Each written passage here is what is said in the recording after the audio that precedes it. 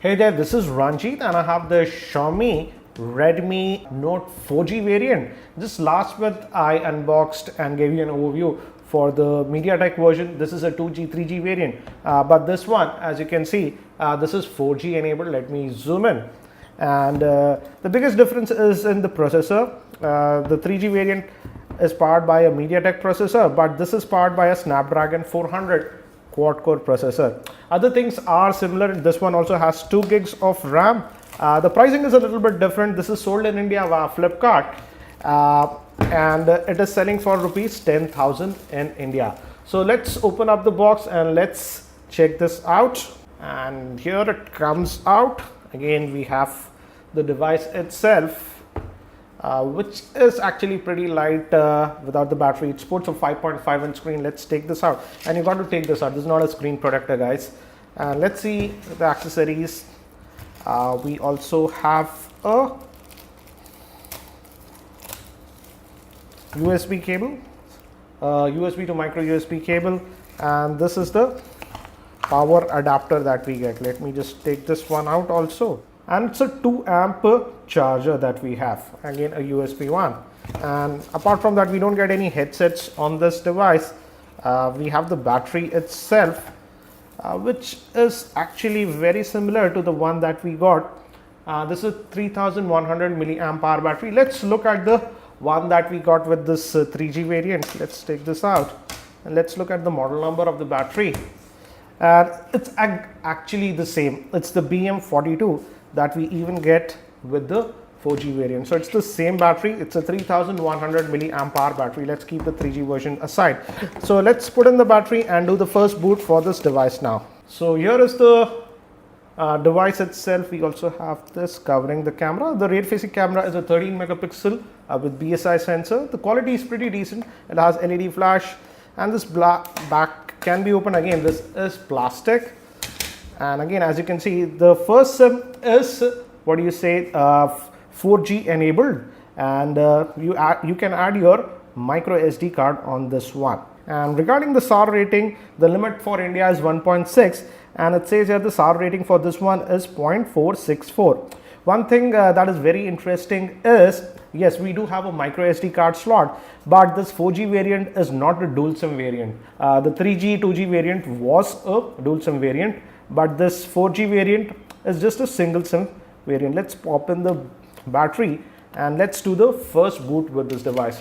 Also, regarding the Android version, this variant, the 4G variant, comes with an updated version of Android, that is KitKat, whereas this 3G variant came with Jelly Bean. By the time it boots, let me give you a physical overview. On the top, we have the 3.5mm headphone jack. We have a secondary noise cancellation mic. This is the volume rocker, power button, and moving towards the bottom, we have the main microphone, micro USB slot that will be used for charging this device, and on this end, actually nothing. On the back, the main 13 megapixel camera, LED flash, Mi branding, and opening for the speaker. I hope the speaker output is better compared to the 3G variant, and it says select the theme. I'm going to use the Google keyboard, and let's hit next, and it says I'm going to use Swift keys. That's the one that I use, and we'll quickly set up our Wi-Fi network also on this one now. And the good thing is that it even supports the 5 gigahertz band. The regular 2.4 gigahertz band is also there, and the 5 gigahertz band. So let me quickly set up my Wi-Fi network. I'm not very sure. I don't recall if the 3G variant supported the 5 gigahertz band, but I'll check that later on. And we haven't added any SIM card, so we'll just continue.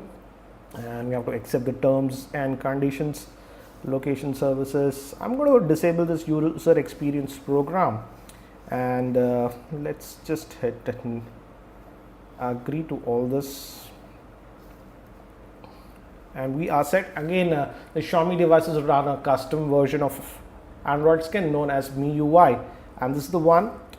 We also have auto brightness. Let's keep it, let me keep it on manual, but we have auto brightness. And let's look at the settings. Let's look at the Android version. You got to go to the general setting and to about the device, and as you can see, it's running the Android version 4.4.2, that is KitKat. So you do get KitKat out of the box on this 4G variant. And again, on the bottom we have the physical capacitive button. This is for menu, home, and this is for back. Let's go back and let's look at the storage on this device.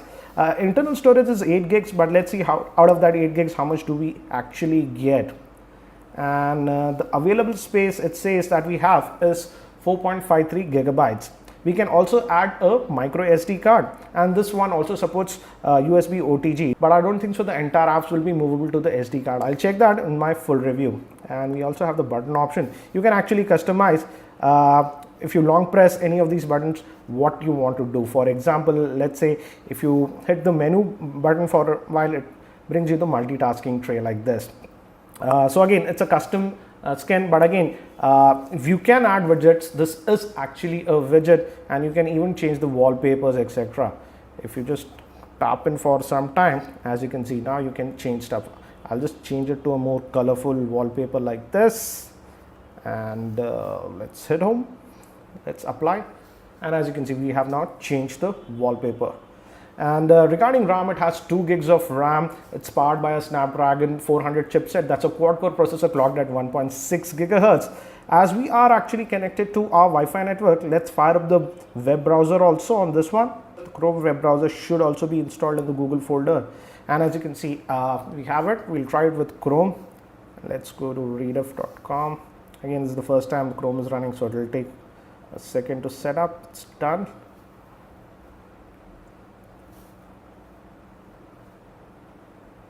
Mobile variant, but let's force it to the desktop variant. Again, if you notice how quickly it loaded. Let's try the pinch to zoom. That is also very good. One thing I'm noticing is that the touch response is excellent on this device. Very good touch response, and the screen quality also, as you can see, I'm tilting the screen to extreme angles. Then also the screen is not fading. It's an IPS grade screen. It's a 5.5 inch 720p HD screen. And pretty good screen quality, I would say. Let's open a random story and let's see again, if you notice how quickly it loaded. So web browsing will be pretty good on this device. Let's also look at the camera. It's a 13 megapixel rear facing camera. Let's bring some objects nearby and let's fire it up. And share locations. No, I don't want to do that right now. And we have the tap to focus, it says. And it took a second to focus.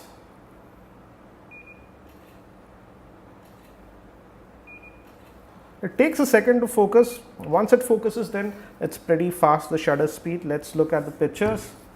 These are the ones that we took. As you can see, this came out pretty decent. The camera is actually pretty decent on this. Even on the 3G variant, it was decent, but I will be testing the camera a lot more. Moving to the front facing camera, it's a 5 megapixel shooter. So that's it for now for this very quick unboxing of this Xiaomi Redmi Note 4G variant. If you have any specific questions around this device, do post them in the YouTube comments and I'll try to include them in my review. Thanks for watching this video. This is Ranjit and I hope to see you in my next video.